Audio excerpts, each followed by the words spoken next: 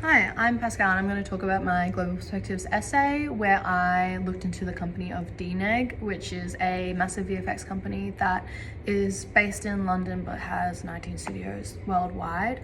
I discussed its pipeline and how it transformed from a traditional linear VFX pipeline into a sequence-based, more of a circular animation pipeline when they paired with another animation studio in London to create this movie called Ron's Gone Wrong in 2021. And they needed motion graphics and other elements that typically happen later down the pipeline to collaborate with animators in the animation stage and create tools that would assist them.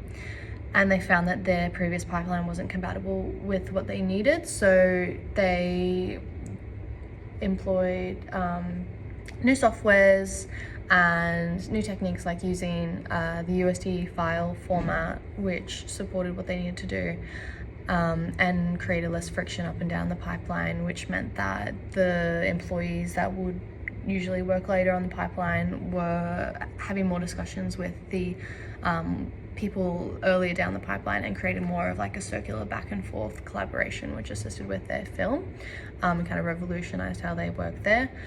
And I talked about their history when it comes to employment treatment and layoffs and such, like stuff like that. They have a lot of like progressive policies in London and in India. There's not a lot of discussion about some of their other studios, but they have seemingly good parental leave policies, depending on who you ask.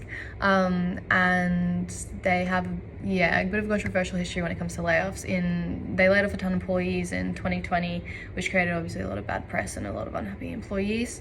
And then a year later, they announced that they were making this really progressive overtime pay policy, which compared to companies like Framestore, like a massive VFX company that historically hasn't paid their employees very well, especially when it comes to overtime. Yes, that was progressive, but I found that a lot of other studios, animation and VFX studios in London, already paid overtime. So they kind of framed it as like this is this big revolutionary thing, but it's kind of just catching up to where everything was heading.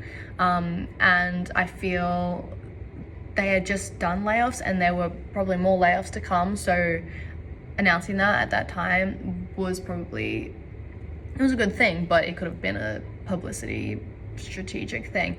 They had more layoffs following the Hollywood strikes in 2023, which caused a lot of controversy, and they refused to collaborate or even talk to the entertainment union in the UK, which caused a lot of public feedback. And they even reversed some of their policies because they found this money somewhere with their business partner at the time, which created more instability. And I discussed how this instability is following the norms of the industry. Like, they make a lot of progression, but they're still creating a lot of uncertainty for their employees. And yeah, that's my summary.